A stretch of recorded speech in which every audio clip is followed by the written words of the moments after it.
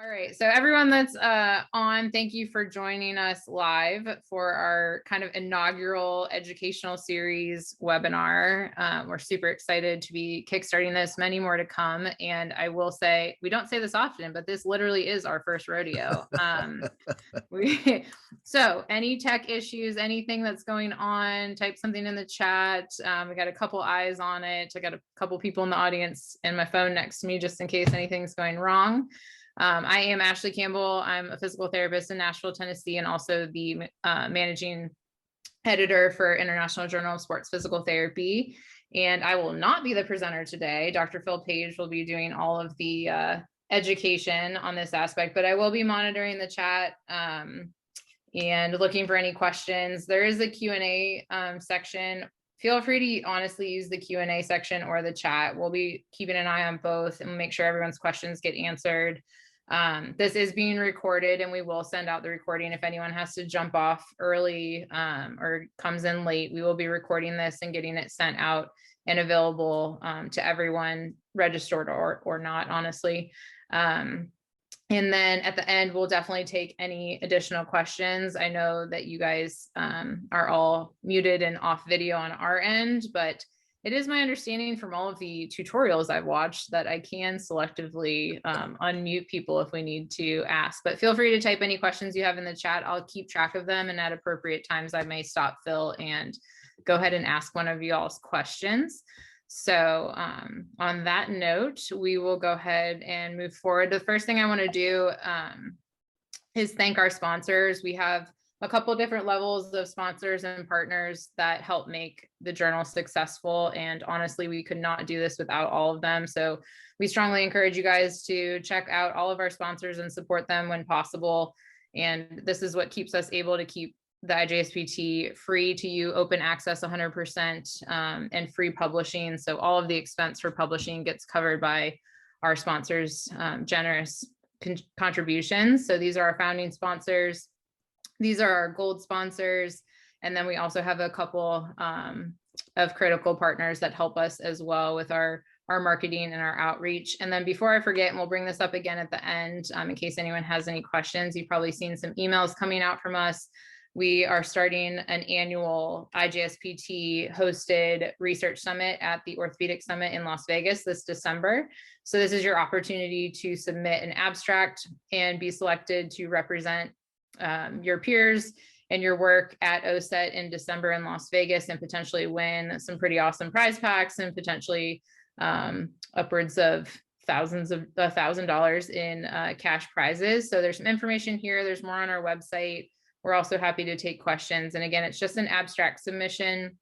You can send those to OSET submissions at ijspt.org, and we'll be reviewing those. The deadline will be October 1st. So we will happily answer more questions about that as well. So without further ado, I'm just going to double check the chat, make sure it doesn't look like there's any issues at the moment.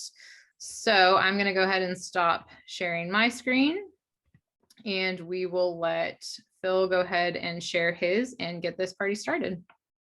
Thanks, Ashley. And again, thanks for our sponsors, everyone, for being here tonight on a lovely, I assume it's lovely. I haven't been outside much today. It's Wednesday, right? I can't even remember what night it is. It's been a crazy week down here in South Louisiana, and hope everyone has all of those in your prayers and thoughts for those who are having a little trouble getting back on their feet. Thanks again to IJSPT for allowing me to do this presentation on peer review.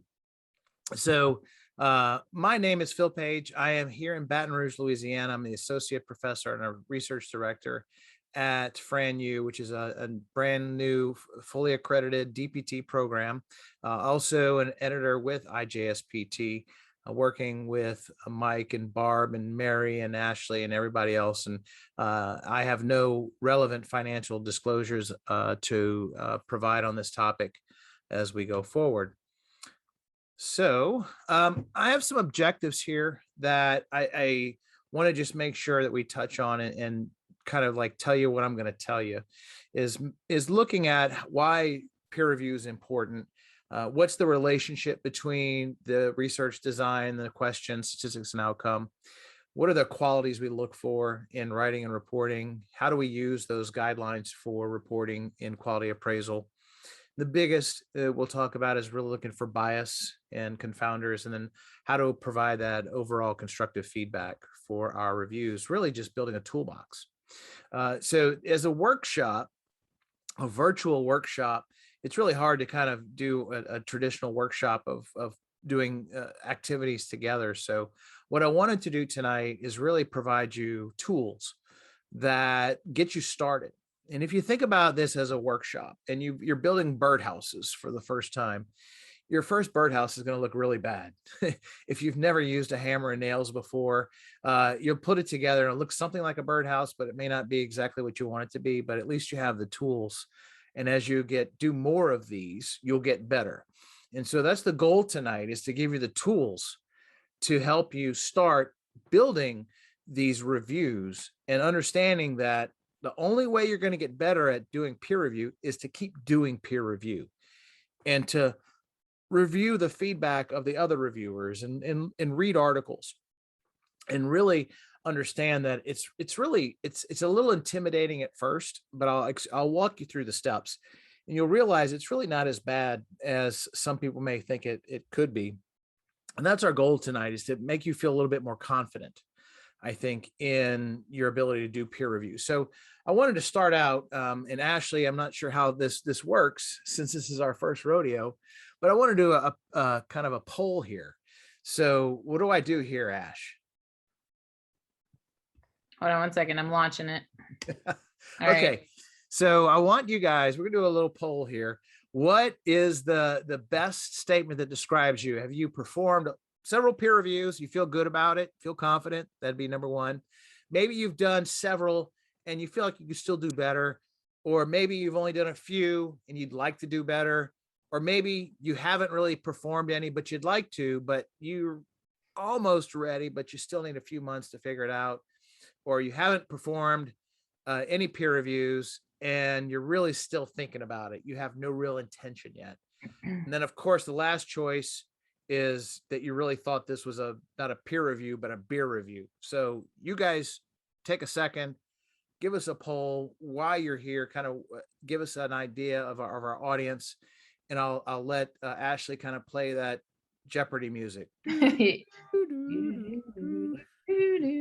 We have 73% reporting, Phil. Oh, that's pretty good. 76% of precincts are now in.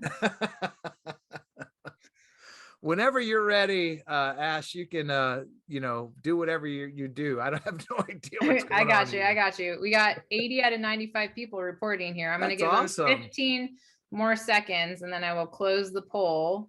So far, 2 people thought this was a beer review. So we'll see. And I bet I know who those were. Yeah. I told Phil, if more than 10% of people said beer review, we were changing the whole topic to beer review. Ghost in the Machine by Parish Brewing. There you go. In Broussard, Louisiana, is the best beer ever made. All right. I got 82 out of 96 people. I'm going to go ahead and end this poll and we'll see the results here. Share the results. Are you seeing that? Yes, I am. Wow. Okay, cool. So most people have not performed and they're just contemplating, but they're not ready. So in the trans-theoretical model, they're pre-contemplative. There you go. That's our first lesson of the night. And so that's the majority, not the majority, but it's the largest percentage of folks here. And there are 3 people that think this is a beer review. As I said, Parish Brewery is the best.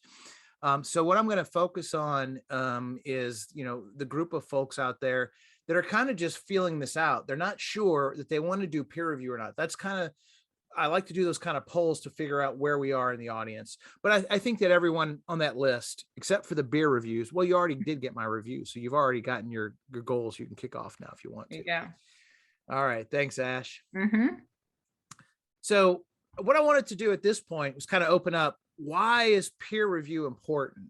And this is where we'd open up the chat and kind of talk about why we think.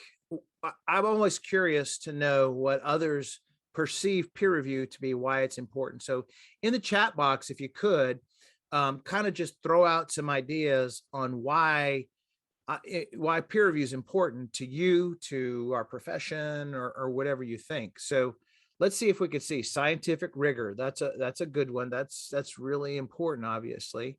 What else is out there? Come on, you guys kind of show me you're alive out there. Poke holes. I like that. That's exactly right. Service. That's a good one too. Exactly. Yep. Hold your profession, examine your work, get to a standard. Mary Wilkinson, Princess Sophie says hello. That's not what I asked. Ensure quality, help us think about critical decision. This is all good stuff. Yep. Not social media. Good job, Timmy. Improve design, help Ashley get submissions. Thank you, Dr. Voigt. Or wait, is that Ashley? I'm not sure. It's me. It's me. Let's see. It is my form of low-cost continuing ed. That is exactly true. Accountability, keep you honest, build the research, advance science. So these are all great. And you pretty much hit on the things that I kind of use, which are ensuring that our evidence is evidence, it's quality evidence, and that it does provide service to our profession. But there is an altruistic benefit here that you actually will do well by improving your own skills in critical appraisal, but also in writing, if you're doing any kind of grants, for example, or learning about new research. I love learning about the new stuff that's out there. And that's one of the coolest things about peer review, is actually being able to stay on top ahead of what's being published. And then, of course, there are all the other things that we do this in academia for scholarship. We can build our resume with it. And some journals, and thank you, George Davies and Sports Health, for showing me that you do offer CEUs for peer review. And some state organizations, some state boards do offer CEU credit for peer review. So this is another good reason why you'd want to do it. All right. So I want to introduce kind of the process. I see that there's 40% of you that are just contemplating. You may not know a lot about peer review process. And basically what happens is, we'll start with, there's two types of peer review, but for our types, there's the pre-publication peer review and there's post-publication. And I'm going to use some post-publication examples just to be fair to those who, and I'll explain why I do that, to show the process. But there are two levels. And generally, what we're going to talk about tonight in the process is pre-publication. Those are articles that are submitted to journals following the guidelines. Editors, like Ashley, will get the submission and look at it and go, okay, this fits our journal or it doesn't. That's the first level of inclusion. And then she or the editor, whoever that is, will assign that to reviewers, usually 2 reviewers. That's where we get peer review. It's usually 2 reviewers, and the second reviewer comes in, very important, and I'll talk about why. And these are usually blinded, meaning that the reviewers usually don't know who the peer reviewers are, who the authors are, and vice versa. There are some instances where some journals would have unblinded peer review, but that's not very common anymore. And what happens is, as a peer reviewer, you'll get an email that says, hey, do you want to review this article? Here's the title. Here's the abstract. And is this something you have time to do? And then you'll reply, yes, no, maybe it's not in my expertise. Maybe I don't have time.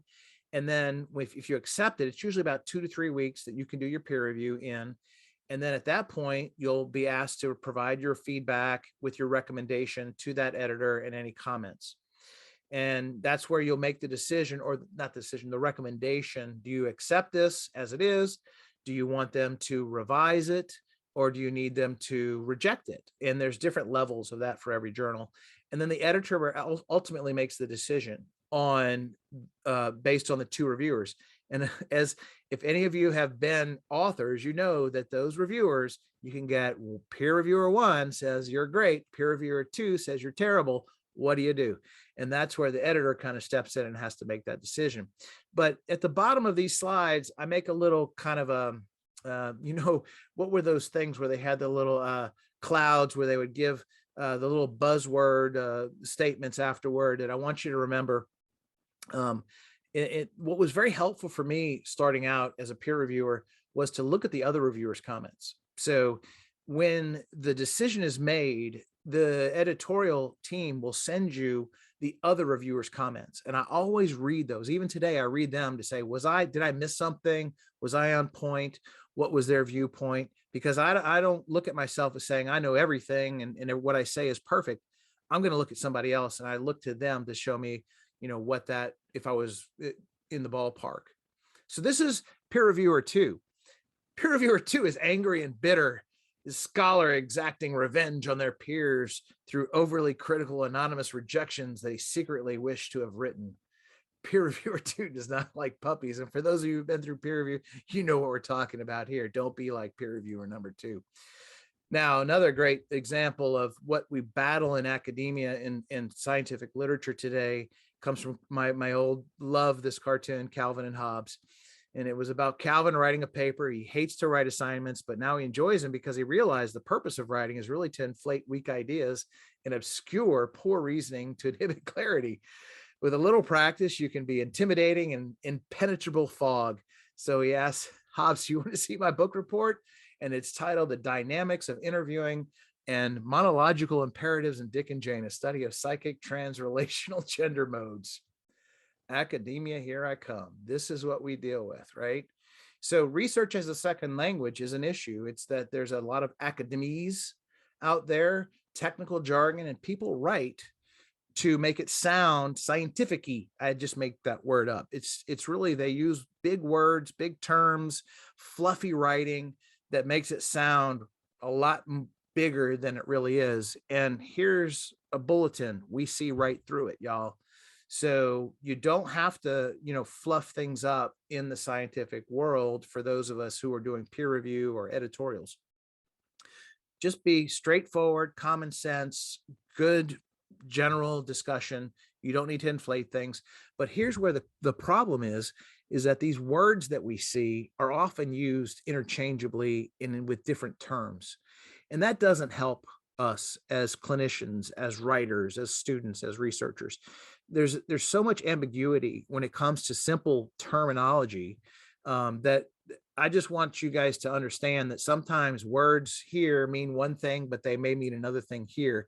And I know it's frustrating, and we see a lot of it in statistics, but it's something that I just want you to be aware of.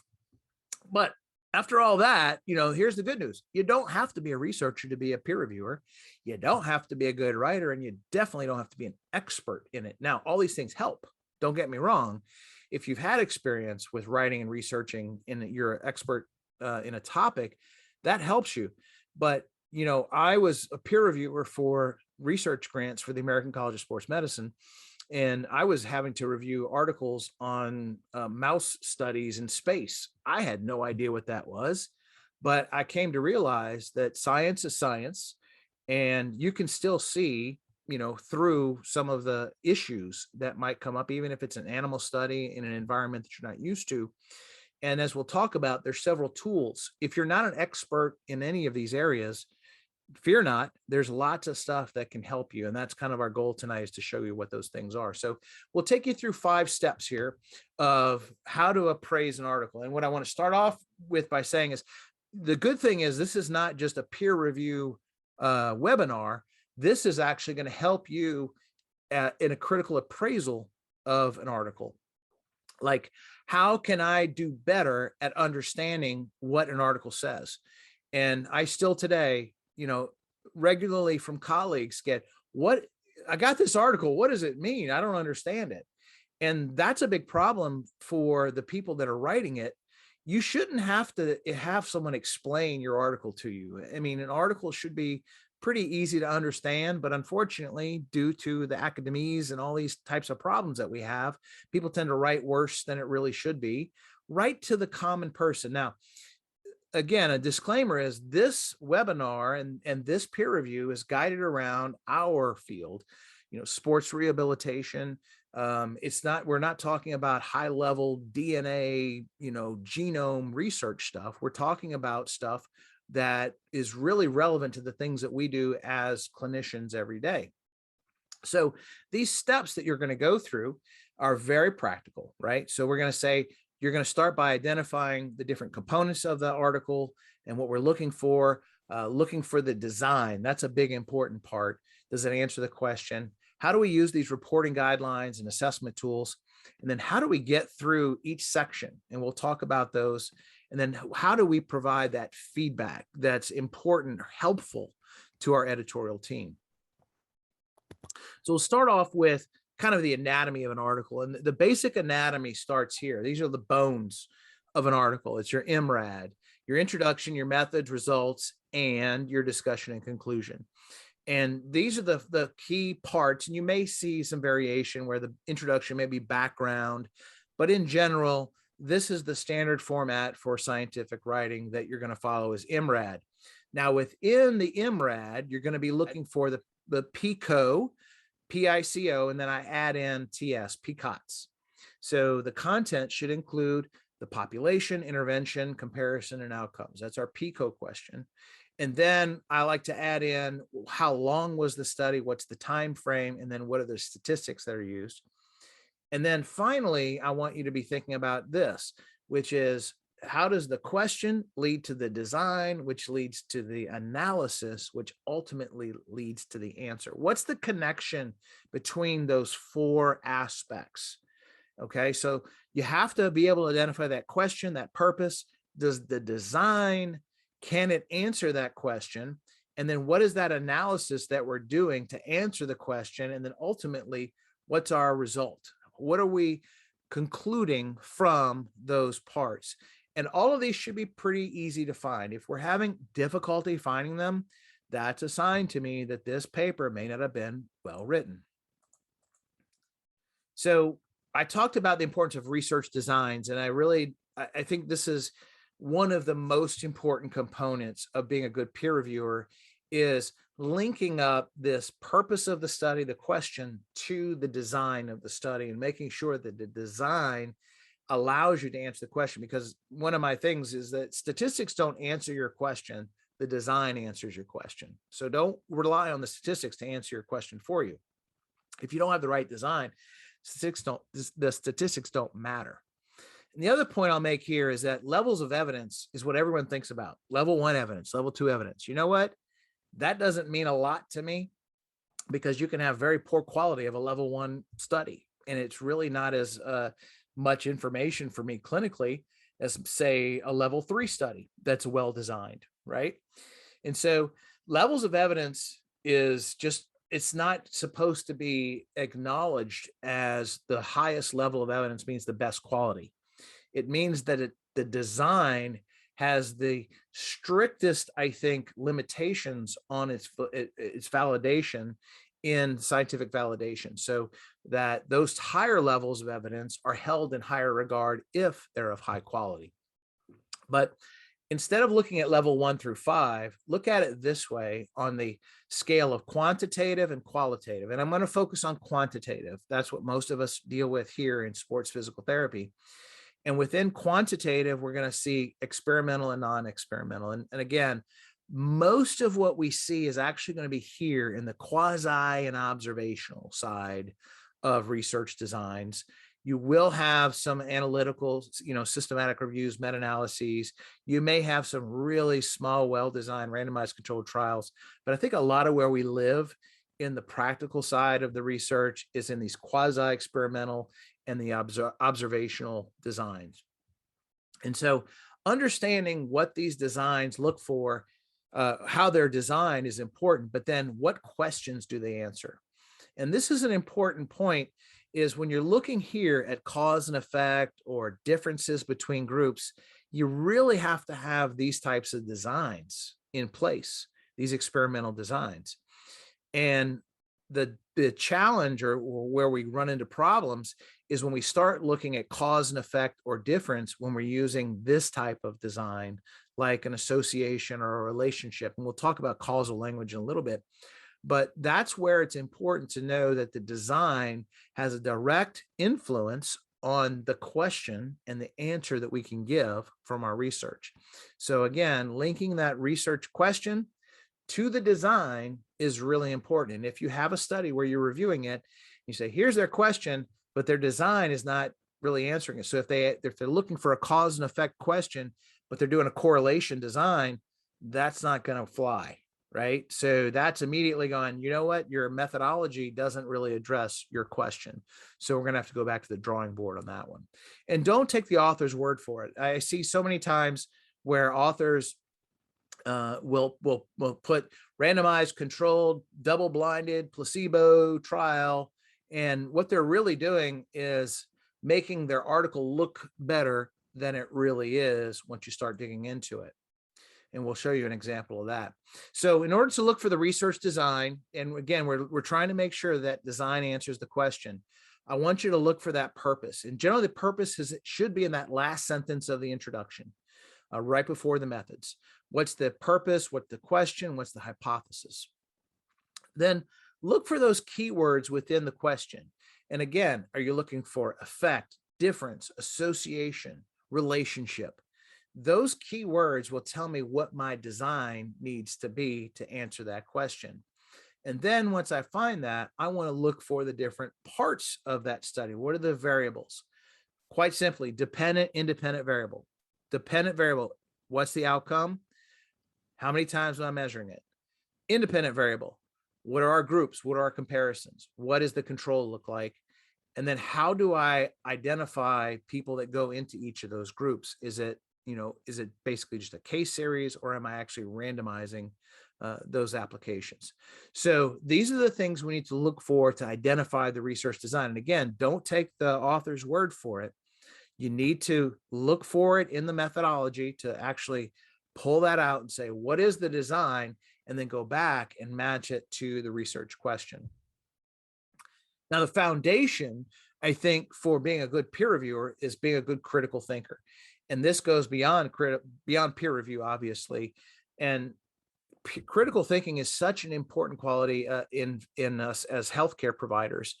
But also in scientific writing, what we're doing is we're using reasoning, scientific reasoning, to build these arguments. And it starts with your introduction. Like, can you build a logical, evidence-based reason why this study is needed? If you're just doing a study because you want to do it, that's not a good enough reason. I need to build a story. I need to build an argument behind it. And along those lines, we need to be looking for certain things that sometimes authors don't really see themselves, because they're biased, maybe they don't know. But this is where a big foundational issue of a lot of research papers comes into play. And it starts with these things called logical fallacies, where people just use illogical reasoning as a foundation for their arguments. And there's a great website. It's called yourlogicalfallacyis.com, where they've developed these free posters and things you can actually print out that talk about all of these different logical fallacies.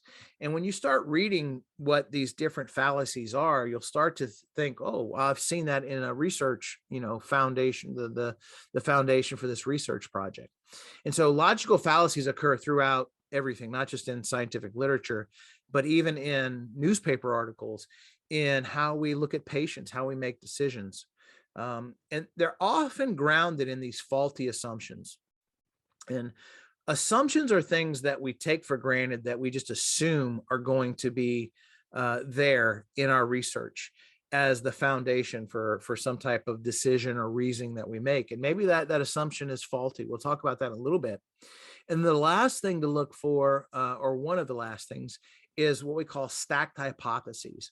And that's where, as you build this argument, the base of it is a hypothesis, which is then the basis for another hypothesis. So you're stacking hypotheses on each other, which means that the first hypothesis you're assuming is correct. And if it is, that leads to your second hypothesis of your paper. But if that foundational hypothesis isn't correct, then you have nothing to stand on. So you really can't use these stacked hypotheses.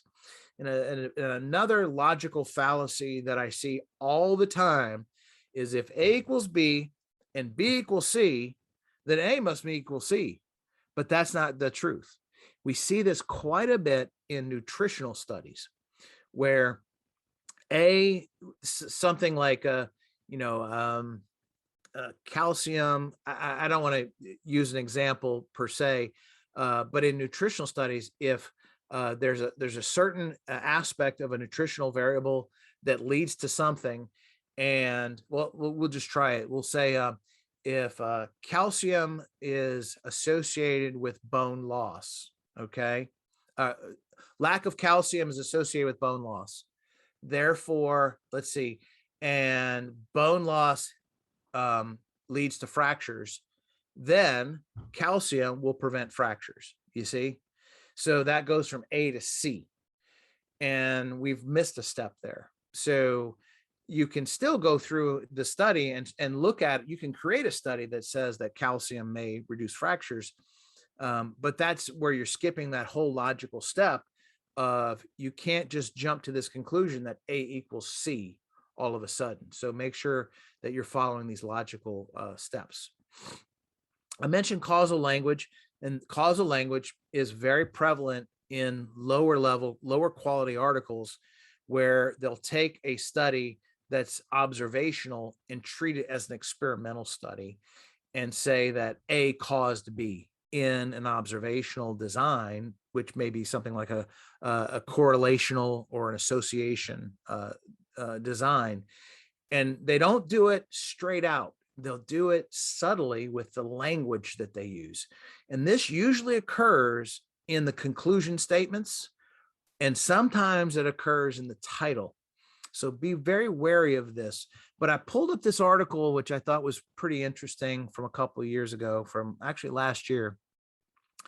And it looks at some buzzwords I want you to be familiar with. Causal language. I mean, automatically things like causes, but improves, impacts, results in. When authors start using these words, it should trigger you off and go, hold on now. What you're saying is that this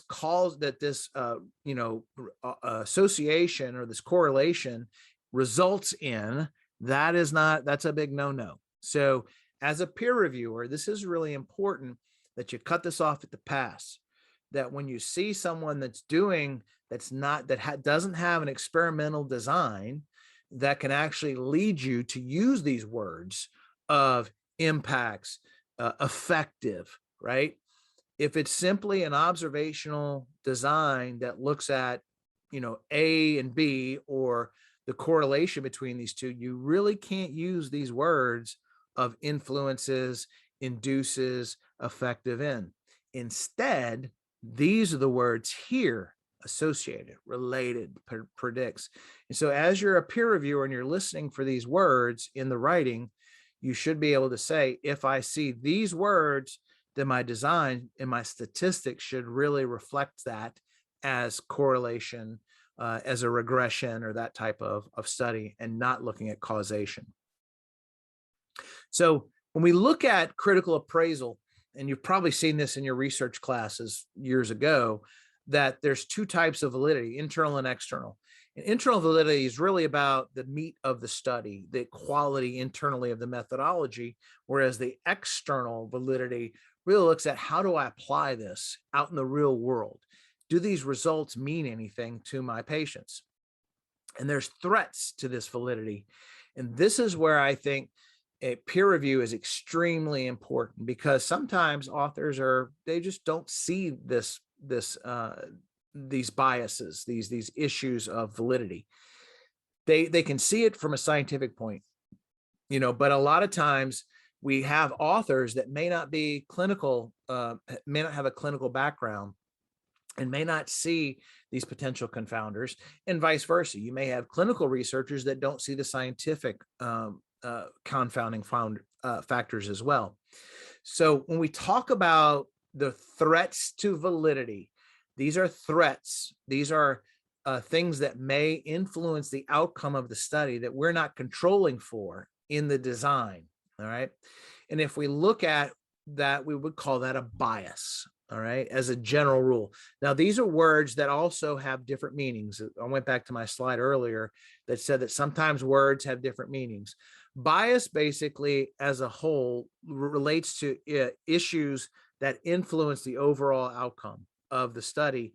And within that, we can have these certain confounding variables that have influence on the independent and dependent variables that may affect the outcome outside of what we controlled in the design. And so these are what we call factors of non-causal association. They're really not directly related to the outcome, or they're related to the outcome, but they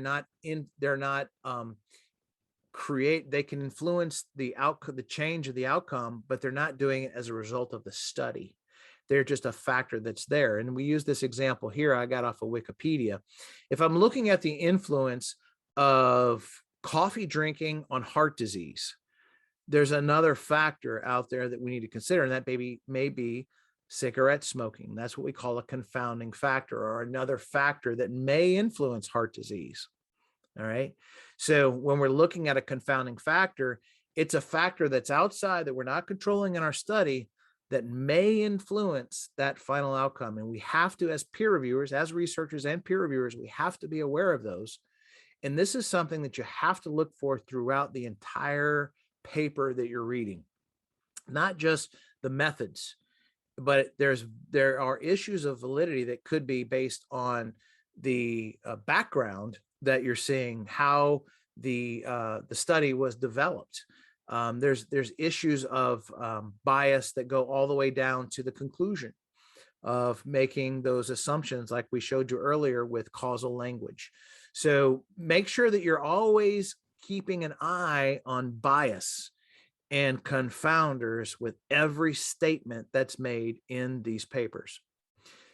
The second part that influences validity is the reporting that the authors are using in their papers. Are they giving you the information you need to make the decisions on the validity, basically? What are the key components that we look for to evaluate quality? What are the key components we need to replicate that study? These are issues that are going to be really important for authors to show in their report, so that we can adequately evaluate both the internal and external validity. Now, several types of common confounding factors: age, gender, risk, severity, the cause, the etiology, and the baseline. These are things that are kind of like factors that we have to take into consideration as we build a study or as we evaluate a study, because they ultimately can lead to bias, typically in selection bias or procedural bias. All these different types of bias that, again, we don't have a lot of time to go through in the seminar tonight, but really keep an eye on bias. And I want to point out here, beware of your own confirmation bias. Okay. So you look at a paper and you say, well, I believe that this intervention works because I use it all the time. And you're reading this paper and it goes against everything that you say, that you think. Now you have to critically analyze yourself and go, is this my bias that shows me that this paper isn't good? Or am I able to get past my own bias and really look at this objectively? So be careful of your own bias and look at these papers without your own perceptions and look at it strictly from a scientific standpoint. One of the things that we do with the confounding factors is we can look at different ways of controlling for them in the study, and authors can do that usually by inclusion exclusion criteria. That's a big thing, is you don't want a wide age range necessarily. I was talking about this in class today with my students. If you're looking at Tommy John surgery, are you looking at kids that are 12 or are you looking at guys that are 23?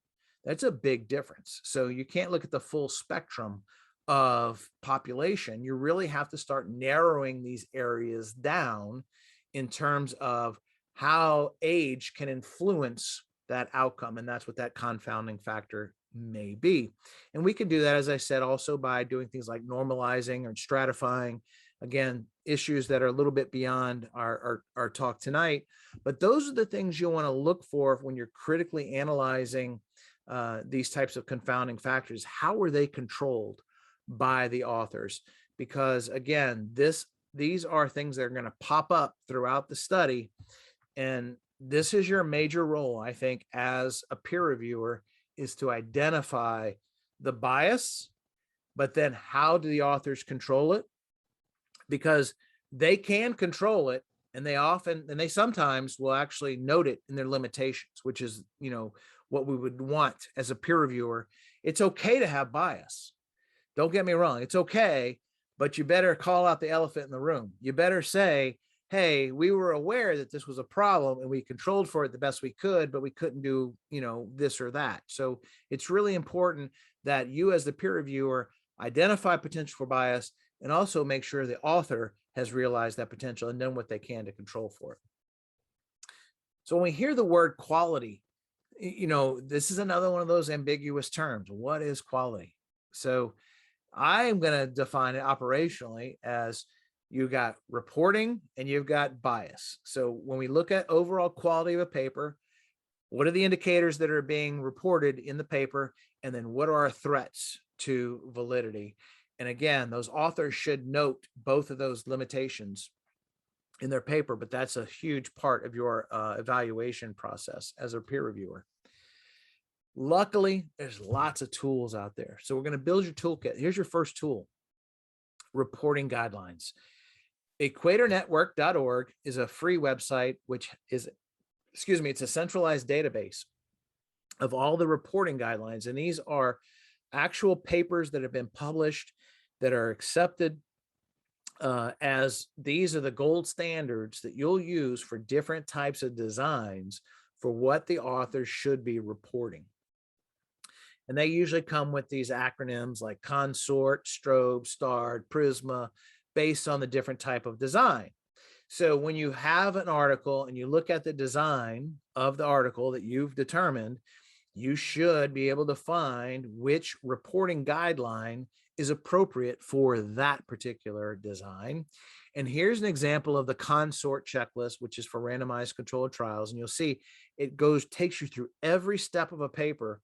And it asks you in a checklist form, did they identify it as a randomized controlled trial? Yes or no, and you just can put the page number here. Now, all these checklists work a little differently, and I'll show you how those work. But this really is your checklist, cheat sheet, whatever you want to call it, for here are the things that papers should include. And some journals like IJSPT require these things for their articles, and you should look for them in the appendices. Maybe they're already there.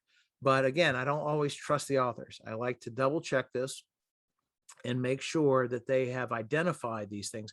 And as you're getting started in peer review and you're early on, you're not going to know all these little details. I mean, I think for consort, there's probably like 40 items. You can't remember all that stuff for every single design. So as you're getting started, pull these things out, use it, go through it side by side and start making a checklist. Peer review is not going to come naturally to you. And, I can't show you everything within an hour and a half, but this is where you need to start using these tools, taking the time, writing it manually, checking these things off and learning kind of as you go. Oops. Oh gosh, I hit oh, that's not good. Let's go back to here. All right. So the next type of design, and I kind of added this in, this is not in your handout. There are a couple of tweaks as always that we make as presenters at the last minute.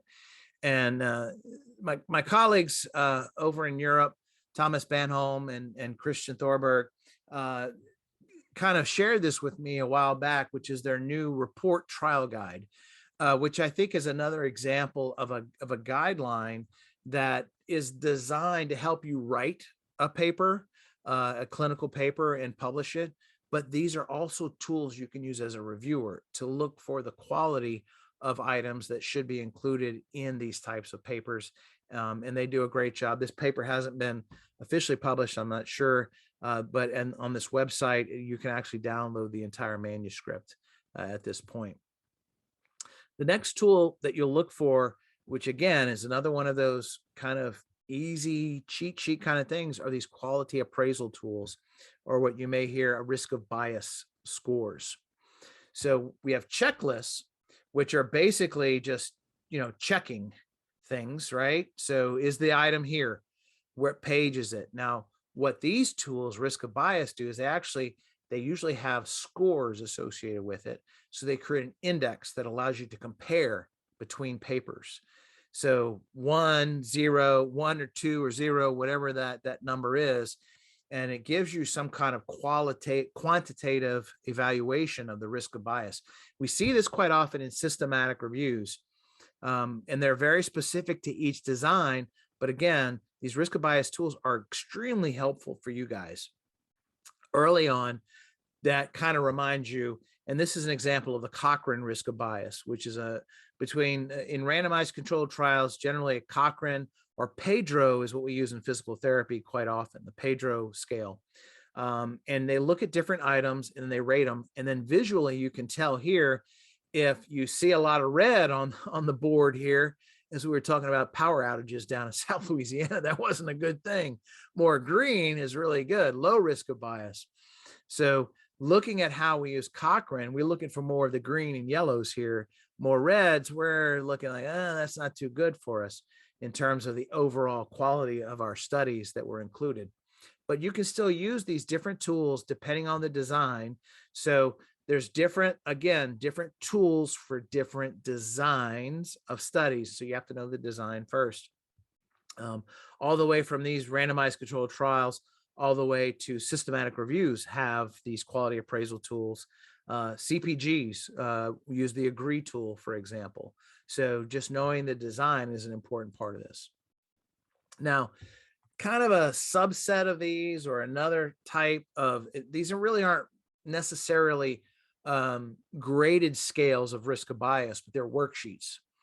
And the Center for Evidence-Based Medicine out of Oxford does a really good job of providing these worksheets. Another great tool as you're learning peer review is to pull these out.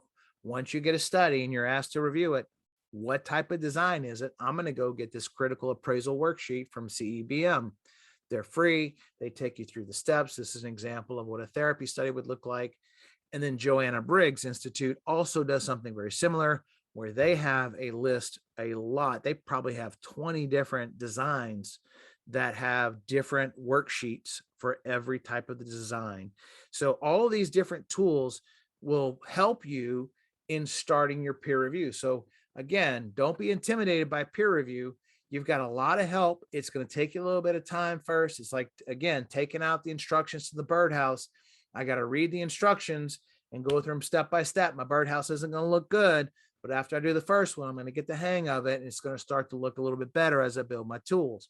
So as we build our toolbox, if you get a study in peer review and it's a randomized controlled trial, here we go. I'm pulling out. I got to get my consort reporting guideline. I'm going to get my Pedro tool, and I'm going to get my CEBM worksheet. I'm going to have them all together, and I'm going to review that paper, and I'm learning as I go. This is not something that you're going to have to do as you learn more about peer review. Okay. This is stuff you're going to use early on to help you grow and do a better job of peer review. You don't need to do this every time. As you do a few of these and you get better at it, you start to see things, you're going to do a better job. And you don't have to have these kind of cheat sheets on the side. All right. So don't think of it as a laborious task. What I'm showing you now, this is your building blocks. These are the things you're going to have to do to grow as peer reviewers. If you really want to be a good peer reviewer, and I don't want to discourage our 40% that are just in pre-contemplation here, I want you to think about, there's a lot of stuff to help you do it. And there's going to be some work at the beginning, but over time, you're going to get to that point where you don't need these things anymore. Okay. All right. So the next step, as we've identified, these key components, I'm going to go through my paper, and I'm going to identify the specific components I'm looking for, always in my head thinking reporting and bias. All right. So if we look at a paper, we talked about MRAD, and this is an example again from Wikipedia that's like a wine glass design. The introduction is here. We filter it down to our methods and our results, and then we broaden it back out into our discussion and conclusion. And within each of these parts, right, I want to have specific things I'm thinking about in my head. Is the introduction giving me a logical argument that's evidence-based on why this study is important? Is the discussion relevant? Is it pointing out gaps that this study will address? And is that purpose statement clearly stated at the end of the introduction? As I get into my methods and results, which we'll talk about a little bit more later, but are they clear? Does it explain everything I need to repeat it? Does it give me all the information I need? and where are the strengths and limitations there. And finally, and probably the most important part of your paper is your discussion. And I think this is where actually when you go through your, if you've submitted articles and you've gotten any feedback, sometimes you'll say you need to, broaden your discussion. And sometimes they say you need to narrow down your introduction. A lot of people will have 5 pages of their introduction and 2 pages of their discussion. That needs to be flip-flopped. Your discussion needs to be the longest portion of your paper. And that's what we're looking for, is how do you synthesize, how do you analyze, synthesize, and take the information that you've learned and apply it, not and compare it to what's out there, but apply it to what we're doing every day. Do you answer the question in terms of what's already out there? And then what are my limitations of the study? Call out the elephants in the room, guys. If you're doing a paper and you know that your sample's small, or that you missed something, when I look at the limitations of a paper, what I do is I'm looking for, is that author or those authors really able to recognize their own limitations? And if they don't call out these pretty obvious limitations, either they're hiding it or they don't know it. And that's a big sign for me. So feel free, call out the elephant in the room, give us our limitations, and then give us the implications for further research. So what are our limitations and how can we do better next time? So as we look for the different qualities, we mentioned our MRAD. Remember at the very beginning, we talked about MRAD, but then we talk about P-coats. And within P-coats, I add in things like question and design. So as I'm going through the study, I'm going to be thinking, again, what are these qualities I need to? Is the question relevant? Is it stated clearly the purpose of the study, and is it logically presented? The design, is it adequate? Does it answer the question, right? Is the population representative? And then we can get into things like, is it random? Those types of things. But what we're looking for is, does the population really give us the ability as a sample to build a generalized conclusion on that sample? Then the intervention, is it clearly reported? Can I replicate it? Is it actually realistic to do? What about the comparison? Is the comparison actually relative to the intervention? Is it similar enough, right? Is it a fair comparison? And then the outcomes, are they valid and reliable, or are they just surrogate measures? Are they clinically important to us? And then finally, do we have enough time? What's our timeline? Are we looking at strength outcomes in 2 weeks or 6 weeks? Is the dosage appropriate for that? And then finally, the statistics. And this is where people get a lot of intimidation from. But if you have a very basic knowledge of statistics, you should be able to be able to say, this question should lead to this type of statistics. But don't fear, as a peer reviewer, your job is not to be a statistician, but you should be able to say, hey, I'm not sure about this, and I need another opinion on this. So don't let statistics kind of panic you in being a peer reviewer. That's not what we're looking for. So I'm going to break here. It says Ashley has a question. And Barb, great point. Yes, you can ask for a statistical consult. So I'm going to break here. Ash, do you want to have someone ask a question? I saw that Catherine had raised her hand, so I was just trying to see if she had a question. So Catherine Peasley, do you have a question? If so, you can go ahead and type it in the chat, and I can unmute you if needed. Let's see, might have been an accidental hand raise. She was probably waving at me because she works. Oh, she said, sorry, my mistake. I see fran.edus, must be one of your students. Or oh, that's colleague. Faculty. That's there Katie. you go. Hi, Katie. She just wanted to wave at you. Hi, Katie. Okay. All right, we're good. All right. That's right. Thanks, Barb. All right. So I'm going to run through the different parts of a paper to what to look for. Now, again, this is it's an hour and a half presentation. The video will be available. The handouts are there. I don't expect everyone to, remember this word for word. So I'm just going to kind of hit the highlights as we round out this evening. Okay. So when I'm in the introduction, I want to make sure I have a rationale, and Mike Voigt had a great quote. The worst reason for justifying a study is no one has done this before. It's kind of like when we went to PT school. Why do you want to be a PT? To help people? No, that's the worst answer ever, right? So don't say the reason why you're doing it is because no one else has done it. You got to have a better reason for that. But I really look for a clearly stated purpose, and I look for just too much irrelevant, fluffy stuff. You don't need all that. And again, it should be much shorter than your discussion.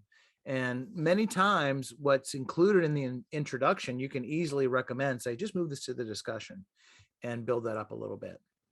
So within the intro, be aware of any publication bias where they don't really talk about all the studies that are involved. They cherry pick the literature. And then also, think about if is their question really designed to support their own bias based on the background. Is the background fairly presented, or is it biased towards what that outcome will be?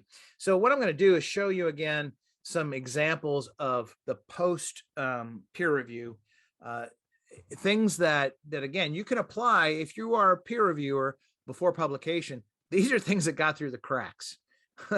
And that's where I'm going to spend most of my time and talk about not just the fact that these are things you can look for as a peer reviewer, but as a critical appraiser of the literature after it's been published. And again, why peer review is so important.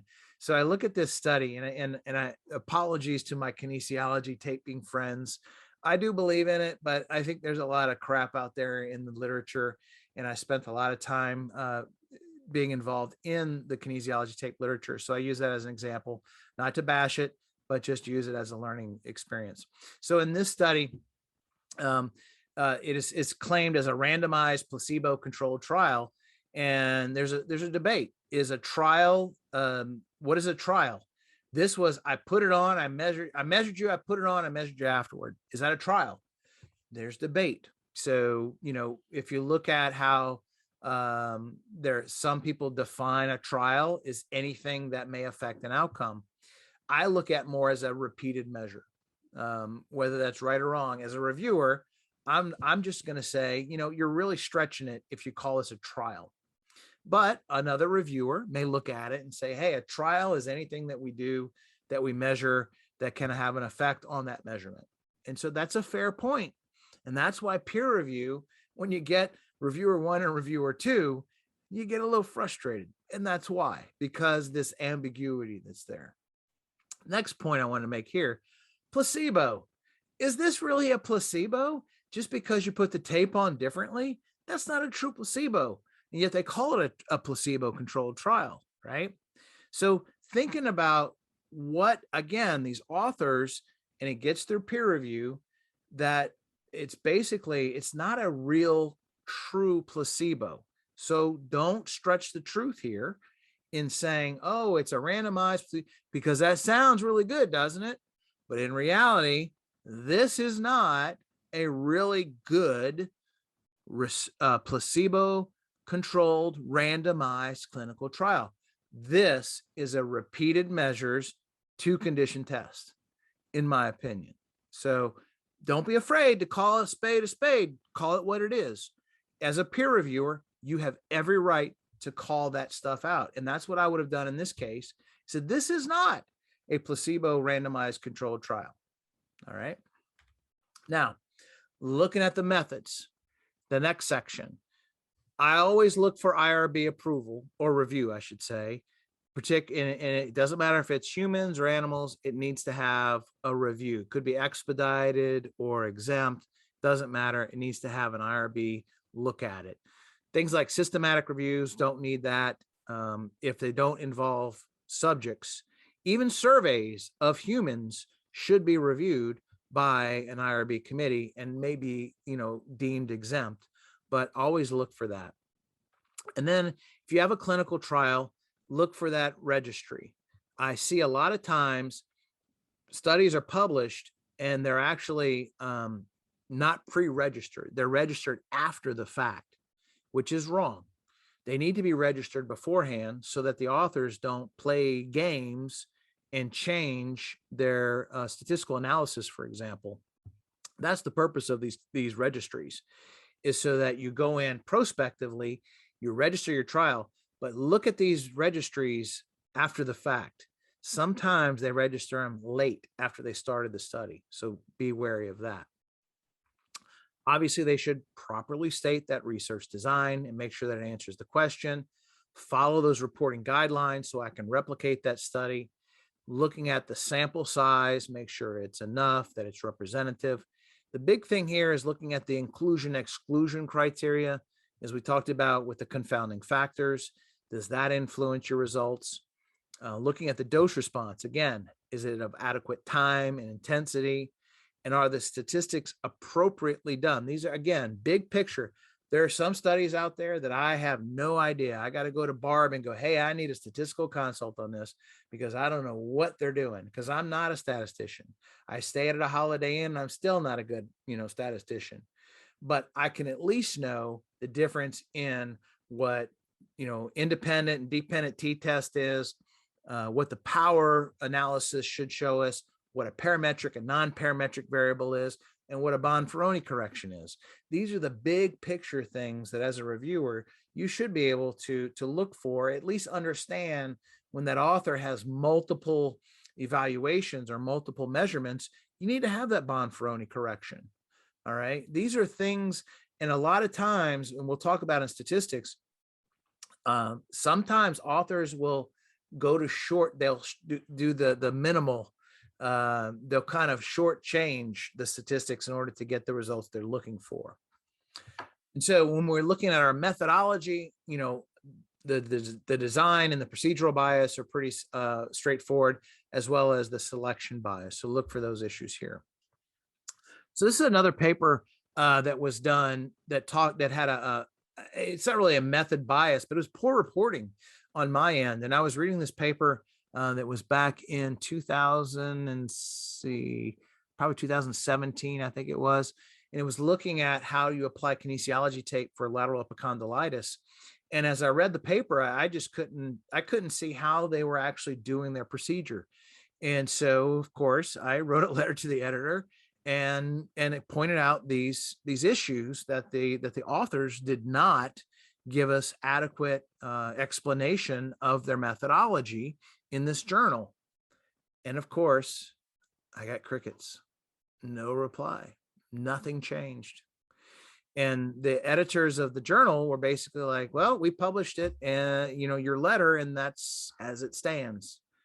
And so as a peer reviewer, this should have not gotten through, in my opinion. As a critical appraiser, I'm frustrated because I don't see all the details I need. And so I want to make sure that you guys understand that there are things that are getting through peer review, that's what this purpose of this seminar, this workshop is to help us to build a better repertoire of peer reviewers that see these issues and don't let stuff like this get through. Now, in statistics, this is where people freak out a little bit. And, I don't blame you, because statistics is very, I think, it's not well discussed in school in terms of how it applies clinically. And that's a big part of my passion, is having clinicians understand. But you're battling with, statisticians who talk in their own language. It goes back to our first, comment of how people talk differently. Their language is totally different. And it makes it, and even within, the statistical world, as we've talked about, different terms mean different things. The same terms mean different things. Makes it more confusing.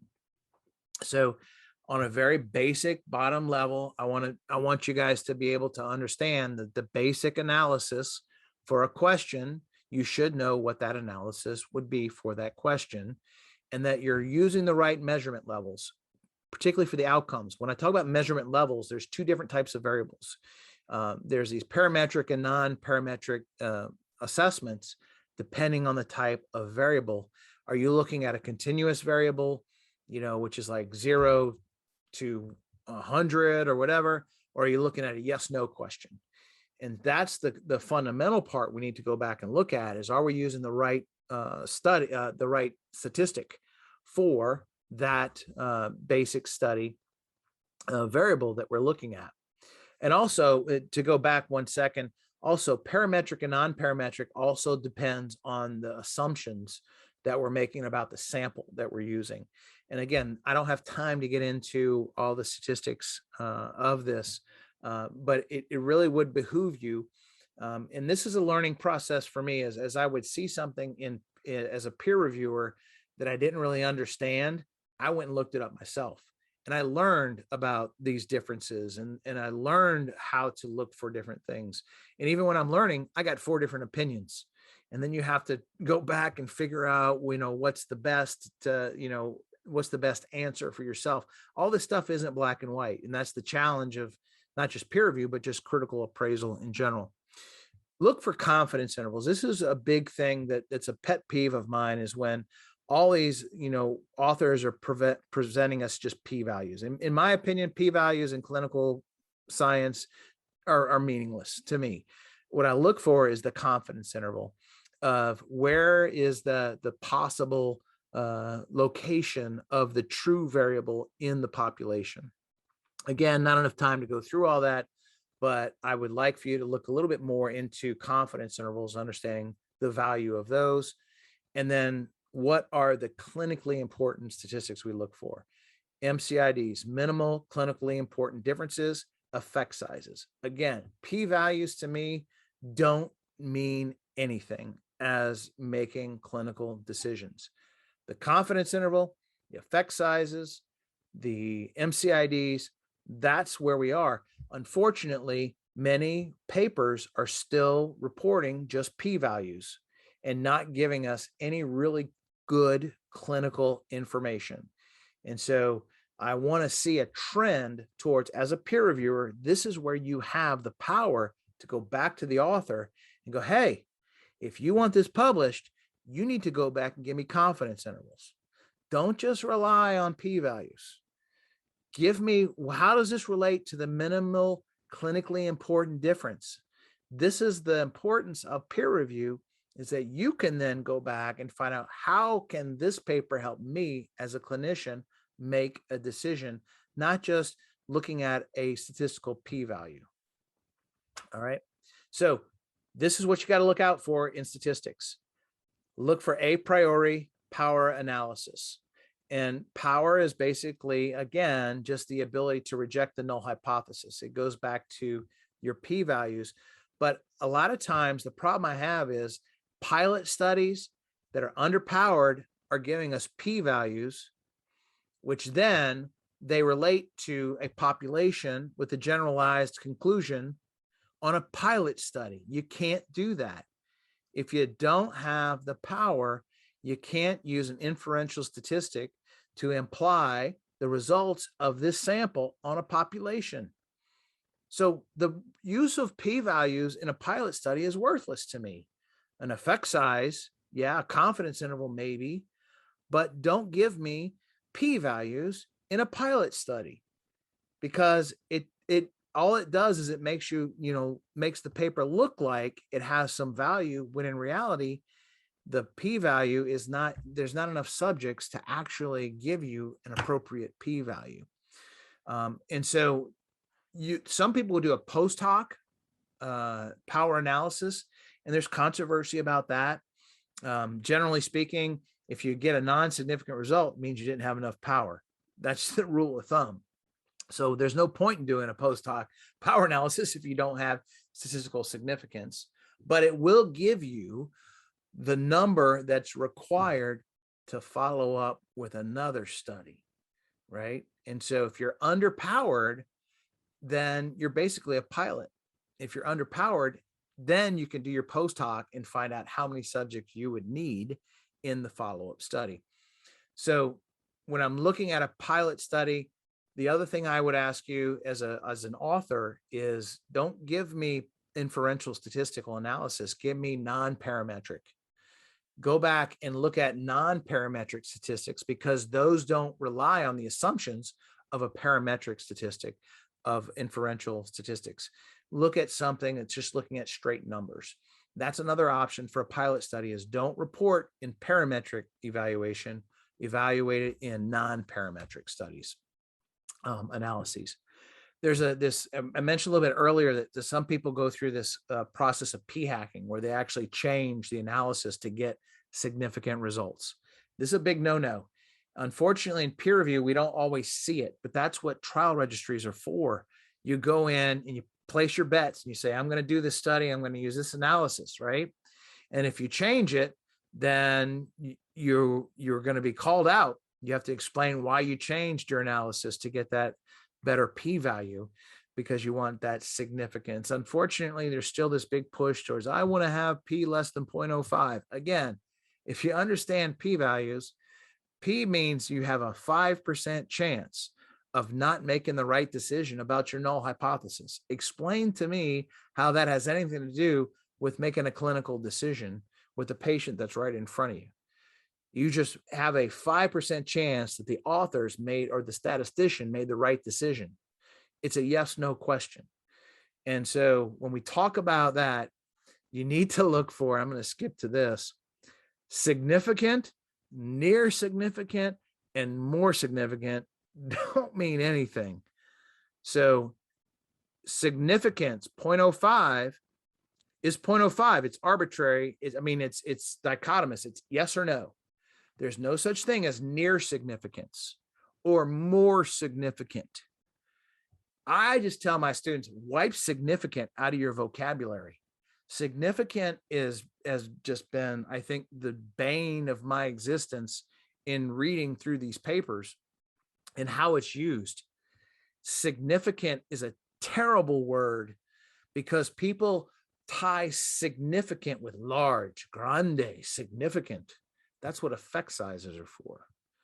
So again, watch out how people inflate or misuse p-values, and they start to say, oh, we reached near significance. No, that's not how significance works. It's either A or B. Now, when we look at other issues of analysis, another thing that some researchers will do is that they will look basically at just within within the subject groups in pre and post, and they don't compare between subject groups. So be aware of that. Sometimes that's an issue where you don't actually see, were the groups actually different? They both did great, but was there a difference between the two? And then sometimes people will actually report percentages and not really look at the probabilities. And here's an example here of a study that looked at lymphedema in taping, and it would say the reduction was 55% in the study group, and the other one was reduced to only 27%. And again, these are descriptive variables, and they're accurate, right? But it doesn't really tell you that one was necessarily better than the other based on the design. It just gives you this percentage of change, and it doesn't give you, I think, really a better understanding of the reason why these two were actually different between the two. Hey, Phil, real quick. Yeah. Lori asked, what about trends? See, I hear about trends, and if you're a purist, Lori, about the what significance is, and I know that side of the argument is, as you go from a 0.001 to a 0.49, I think about that statement of, surely God loves 0.049 as much as he loves 0.05, right? So I think that it's really arguing, it's probably more of a personal discussion of what you think you should use. My opinion is, you have an arbitrary number of 0.05. It's either yes or no. And so from that standpoint, you can't use the argument of trending or more or less, because again, it's yes or no in terms of the decision. Did I make the right decision to correctly reject the null hypothesis?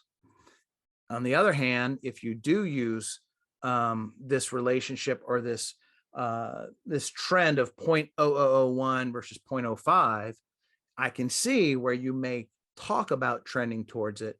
But again, in the purest decision on a p-value, it's either yes or no. There's no trend, in my opinion.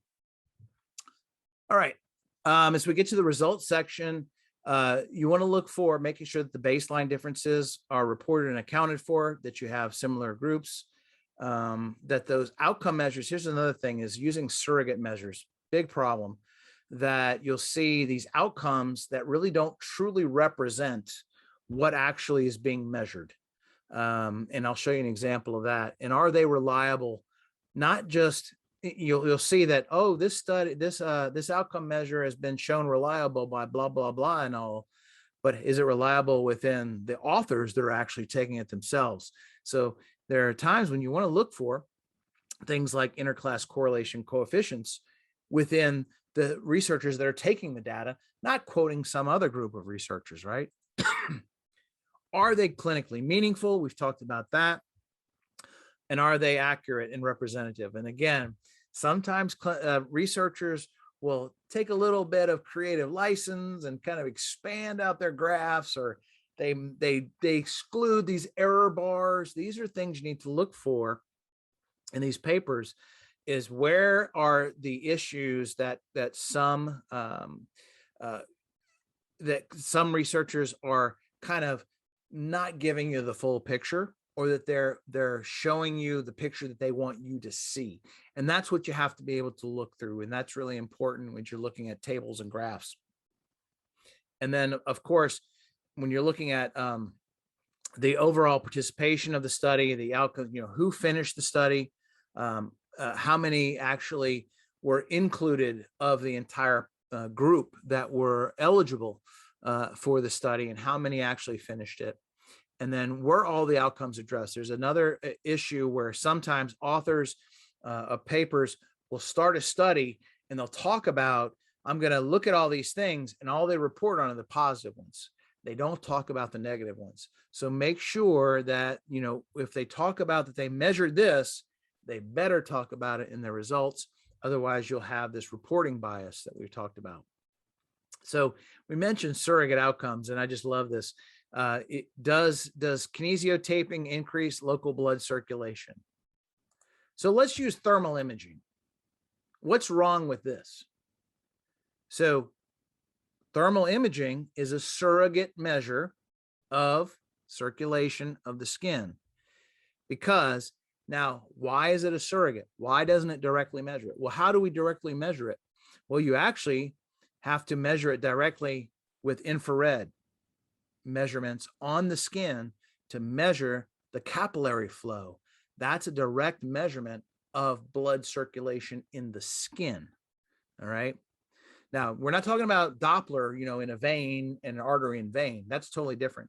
I'm talking about a skin circulation. And then when we talk about thermal imaging, what can affect thermal imaging? What if the ambient temperature is different? What if this person rubbed their back? What if they have more hair on their back, right? So there's a lot of these factors that are actually confounding the ability for skin thermal imaging to be an adequate representation of blood circulation. Okay, so be careful and don't just accept that what they're measuring is actually talking about what they say they're measuring. As we move to the discussion, I want to make sure that they're answering that question, that they're relating it to previous research, and they're looking for the consistencies, inconsistencies, obviously noting the limitations, anything confounders, bias, what does it mean to us clinically, and then what can I do in the future, and make sure that it's longer than the introduction. Big thing that we really need to focus on is really looking at the ability for that discussion to summarize and give us the meat of the information that we need from this study. Now, here's another good study, which was basically, it gave us the result of it's effective in lateral epicondylitis, or epicondylitis, and it improves pain, grip strength. The problem is that this study was basically in one group of patients in a pre-post repeated measures. So, and to the author's credit, they did note these limitations. They did not include non-taping or placebo, small sample. But again, this is where this statement comes from the abstract. And this is why it's important that we don't rely on the abstract to make our conclusions about a study, because the abstract is usually one of those really foggy mirrors that authors tend to use, because it's that commercial, it's that headline in the paper. They want you to read that so that you suck that in. And so the abstract many times is not reflective of the true outcome or representative of the study. And as a peer reviewer, you have to be very cognizant of that as well. So in conclusion of your paper, I want this to be just 1 or 2 paragraphs that are justifying by the results. And I don't use that causative language we talked about unless it is causative. And be careful this overgeneralization, and don't introduce new information. One of the things that I don't like as a peer reviewer, which again, maybe something another peer reviewer is okay with, don't bring me new reference or citations in your conclusion statement. If you have to cite something in your conclusion, you should have done it earlier, at least in the discussion, right? All right. So here's another example here of kinesiology taping in athletes. The main conclusion, though it's not a main therapy, it was an effective adjunct. And it makes you think that the whole, everything in kinesiology taping is effective for all these football players. And really, this was just looking at one group of subjects that were, I guess, soccer athletes, looking at their strength pre and post. There's a huge problem with making that conclusion that if this is just basically a case series, if you will, design. It's a bunch of athletes that got hurt. They applied kinesiology tape and they measure them before and after. That's all this is. It's really not any type of design that allows you to make the conclusion that it really is effective. Why? Because there could have been other factors that affected the healing, like the natural healing process. This is the basic thing you need to look for is don't make these conclusions that this tape is effective because you had one group that used it and they got better. No, I need to compare it to something else. Okay. So let's make sure that when you look at, again, the way that these studies are designed, they're adequately representative of what they're saying. Finally, we look at the title and abstract. Does it accurately reflect the study? Because again, sometimes the authors will kind of embellish. Looking at the abstract, we talked about that, and looking for that conflict of interest. As a peer reviewer, you probably won't see that, but as a secondary, as a reviewer afterward, you will. Citations are another issue. Sometimes authors don't cite work that they should. Things like using quotes from other papers, others' work. Anytime they say something like researchers have shown or studies that indicate, avoiding continuous statements over and over again that are cited. Those are issues where they're not actually giving you their own information. They're just regurgitating somebody else. Are they missing important references? And do those references actually cite what they're supposed to? Because sometimes authors will make a claim, and when you go back and look at that article, sometimes it doesn't actually say that. All right. So be aware of these, what we call predatory references. These are these predatory journals, these lower tier journals that may make claims, but again, take that source with a grain of salt. So finally, as you do your recommendation, I want you to summarize the strengths and weaknesses of the study. Give us that clear opinion on what you think. Should I accept it? And journals are different in how they classify these levels of recommendation. But do you really think if they revise it, is it going to be acceptable? If not, just reject it. And rejection doesn't mean that they were just, throwing it away. It just means that you have to go back to the drawing board. Maybe you need more detail, avoiding general statements like the discussion is too long, or 6 weeks is not enough. You need to give them very constructive feedback. And again, use citations if you can to support it. But you don't have to focus on grammar, punctuation, spelling. It's great that you do that. Just mention it in your review, because that's what copy editing and that process goes. And it's a laborious task for peer review that you really don't have to get into. Don't go into peer review thinking you have to correct everything, because you don't. But be aware of your own biases.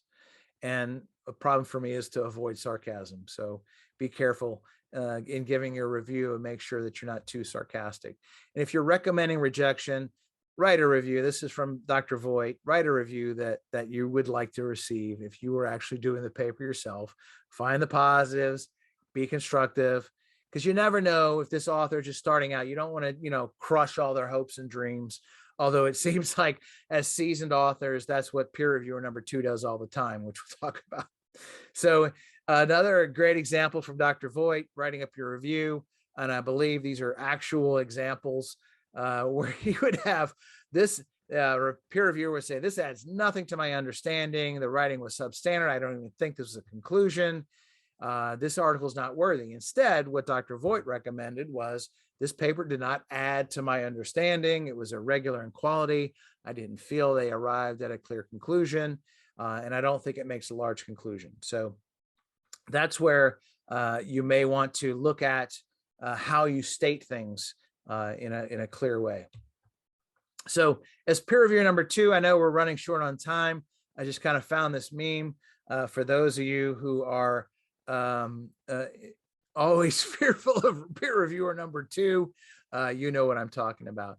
So as I look at, I was thinking about this. How do I peer review? I actually like to read the abstract after the article. I don't like to read it beforehand. Some people do it differently.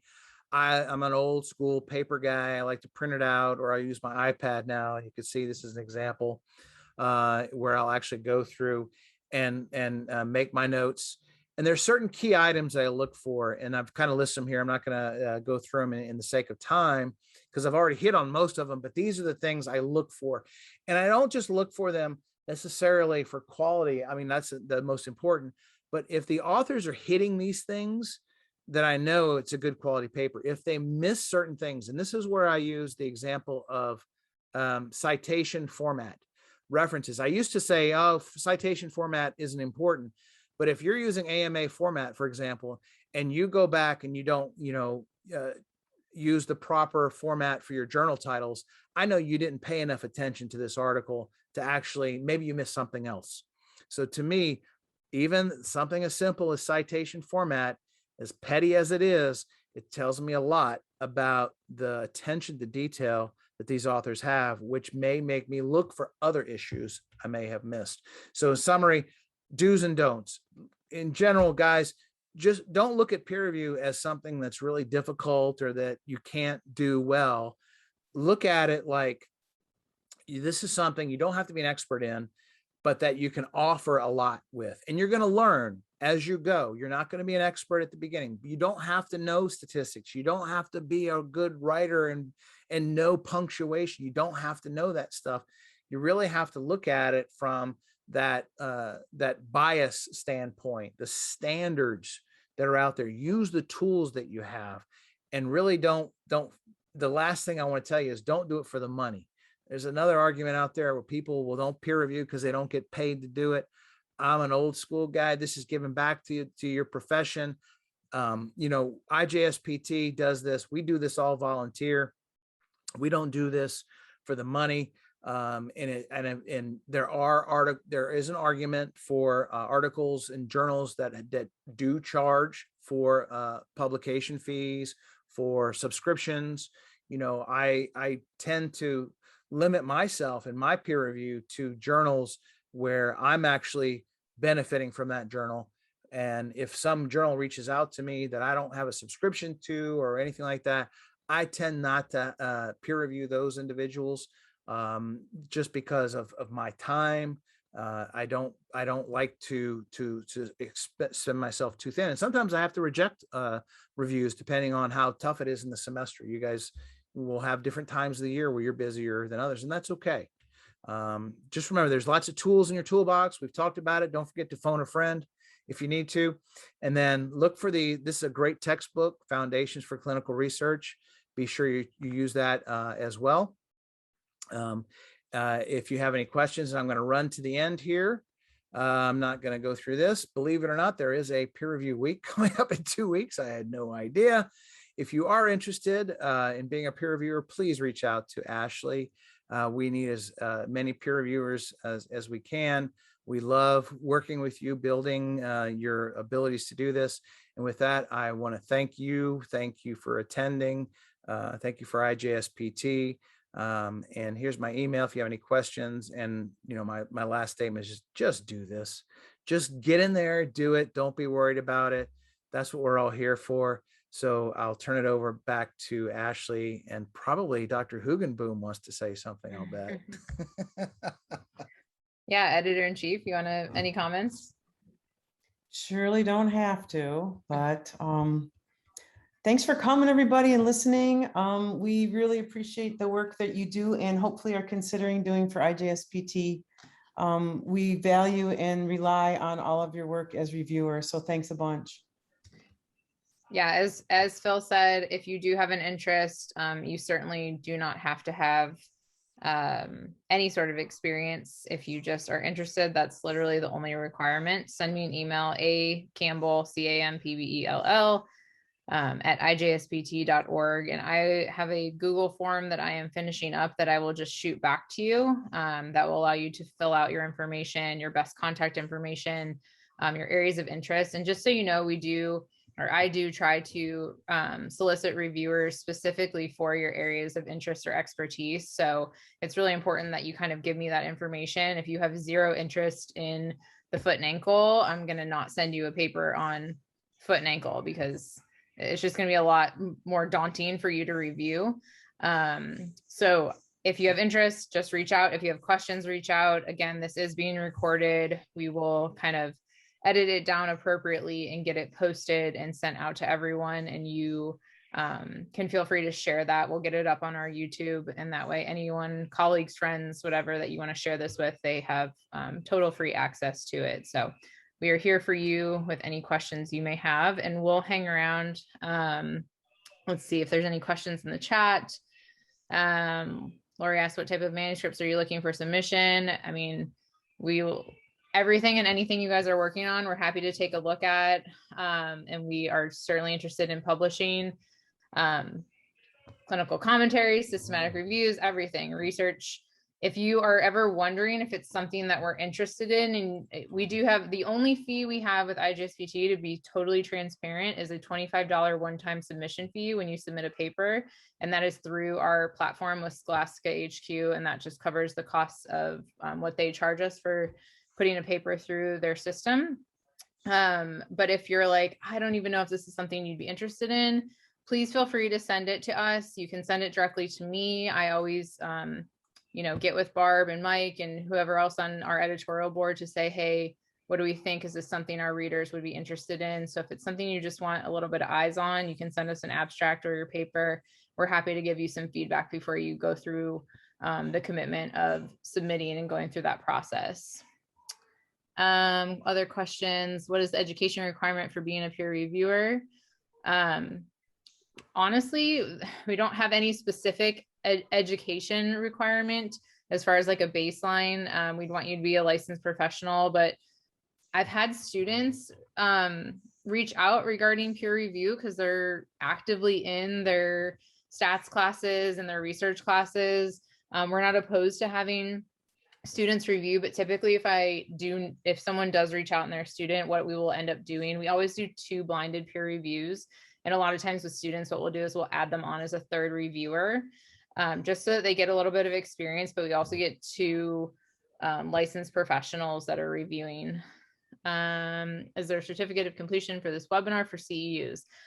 There is no certificate of completion. I do have a list of all registered attendees. So I'm more than happy to come up with like a very generic, this person attended the webinar and you want like a letterhead signed thing that you have that you can use for submission. I'm more than happy to provide that to you. Same email, A Campbell, I'll put it in here actually, A Campbell at IJSPT .org.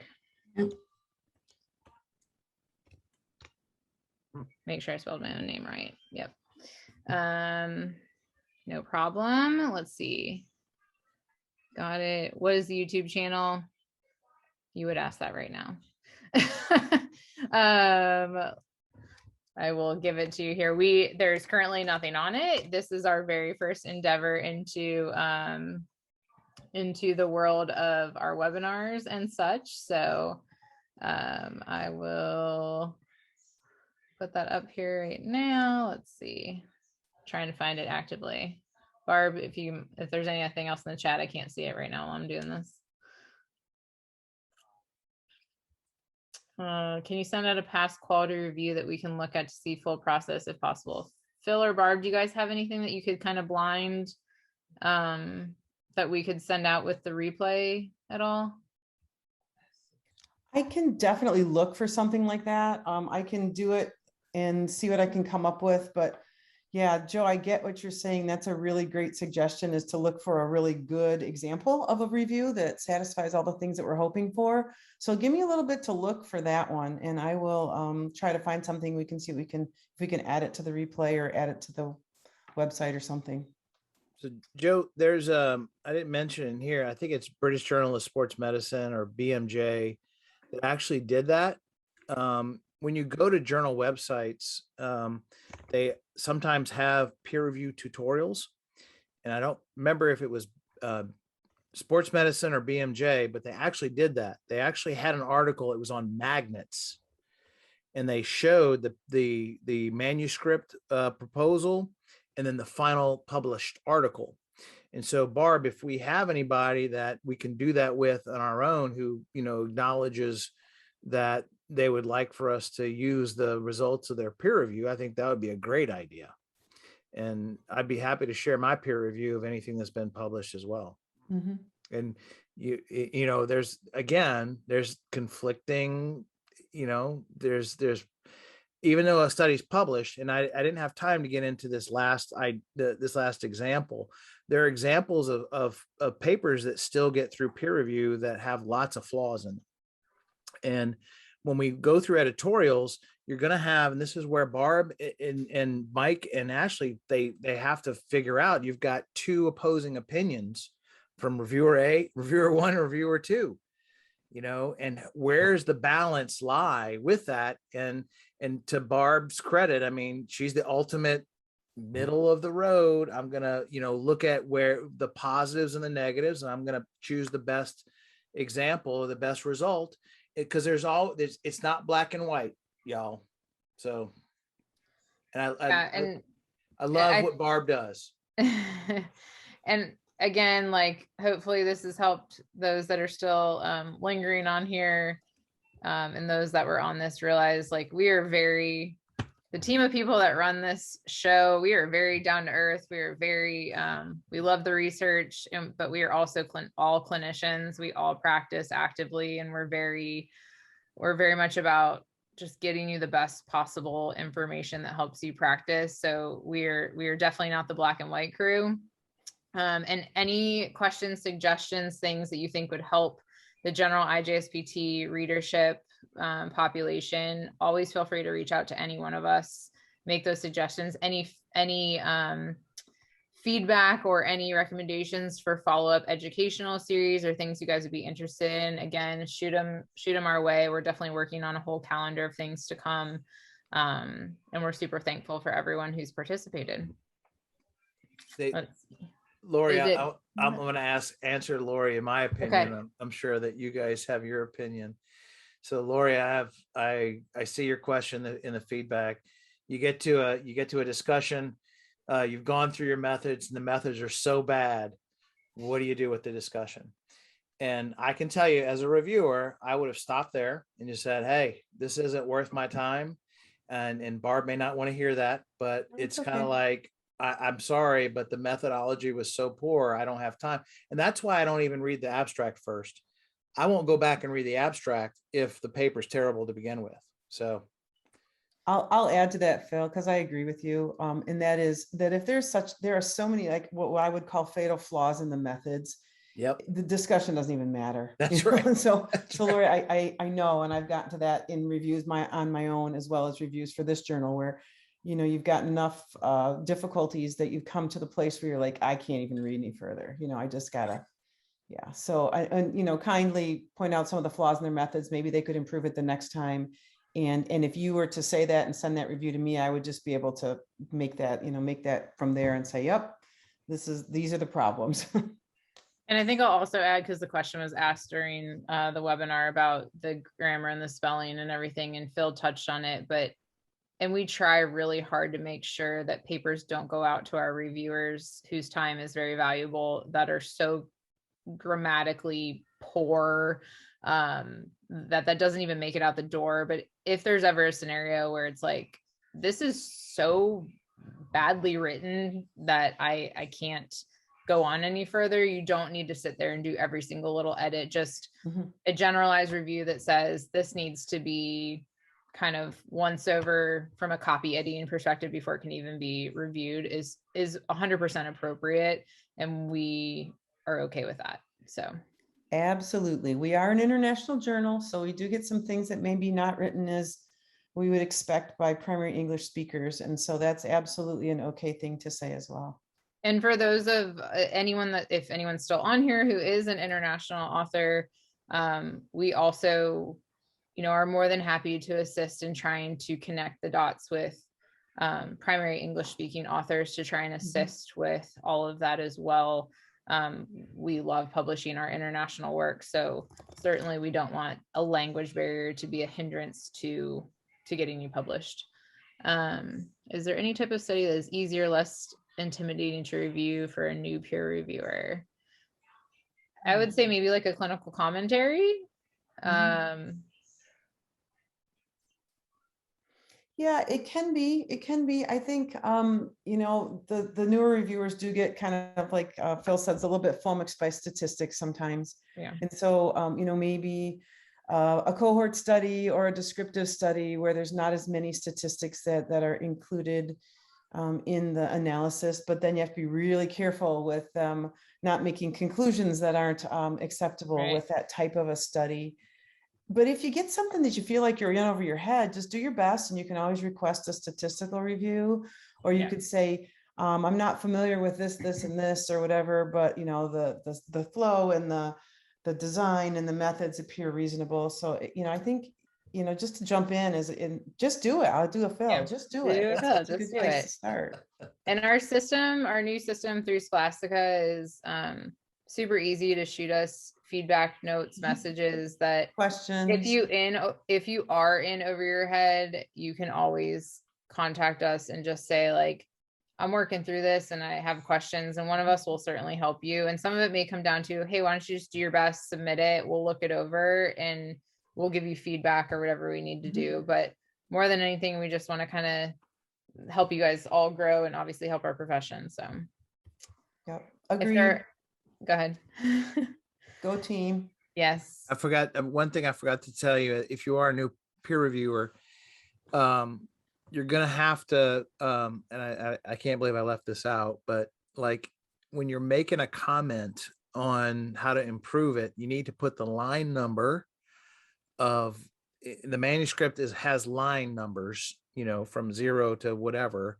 And so you need to put on line number, blah, blah, blah. You should say this instead of that. Or in this paragraph, starting on line blank, I want you to look at the issues that I'm raising here. And I neglected to talk about that, but that is something that, again, as the process, if you haven't, it really helps as a reviewer if you've been a writer before and gone through peer review on the other side before you start peer reviewing. I think that should be a requirement, not your education, but that you've actually submitted a paper that's gone through peer review to actually go through that process, because the author then has to go through that line, right? And that's what that constructive feedback's about, is to say, hey, at that point, that reviewer says, I can improve here specifically, because when I resubmit as an author, I've got to go back and address each one of those points. And the clearer you are with those specific points, the better it's going to be when it gets resubmitted, that we've been able to see the changes you made. Thanks, Phil. I think last question Joe had asked, has the reviewer online layout changed? If you've reviewed with us prior to 2021, then the answer would be yes. We are in a new portal on Scholastica HQ. If you have reviewed only in this year with us at all, then it would be the same. But this one is very, I think, a little bit more user-friendly, but I'm certainly available to assist with any questions. And like I said, if anyone is sending me an email interested in a review, I will assist with making sure you know how to kind of get set up and get going with that. How long after should a paper be returned after the peer review of an article has been assigned? So the way our system works is when I solicit reviewers, I send out to 2 peer reviewers.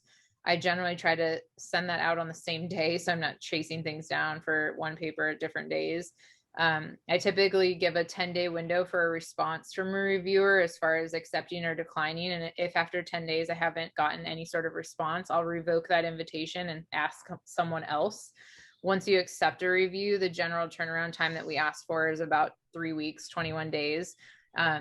We can, if it's something where you're like, I would love to do this, but I know I'm going to need, I know that I have this, and this coming up, but I can get it to you on this date, and it's a reasonable date within a 3 to 4 week time frame, then all you have to do is send us a note back and I can adjust the due date accordingly. So that's our general overall timeline. So our goal is that from the time we ask for reviewers, that from sending that out to getting it back, our goal is that happens in about a 1 month turnaround time. And the more reviewers we have on hand, the easier it is to make that happen for our authors so they get their papers back faster. So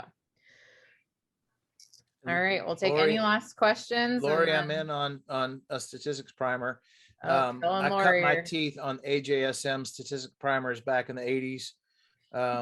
And so I have always wanted to do that. And as Barb will tell you, I think that paper I did on clinical statistics is like the top 3 cited articles from 2014. And I've been trying to find the time to update that. So I think that we really are due for something in our journal that talks about, statistics and how we can do a better job of making it non-statistical for whatever reason. Well, Joe said that this is one of the best webinars. Thank you, Joe. I appreciate that. And so Phil, if you can make statistics and research and peer review interesting, you're hired. I can do it. That is my life's mission, is to make statistics able to be the problem is, as I've said, is they're written by statisticians who think and have their own vocabulary. They have their own language. It's a totally different language. And so you're trying to learn a different language. And when we're applying it to the language we have as clinicians, there's this kind of lost in translation. That's the whole problem with statistics in our world. And I think that we can do a much better job. And that's kind of what as Lori says, I love it. I guess kind of sarcastically, I love them. I mean, I'm a huge geek when it comes to that. And I'm not a statistician. I don't know a lot about it, but I do my best to make it as palatable and as tolerable as we can for our clinicians. We eat donuts. Good job, Lori. I want to be in your class. All the donuts.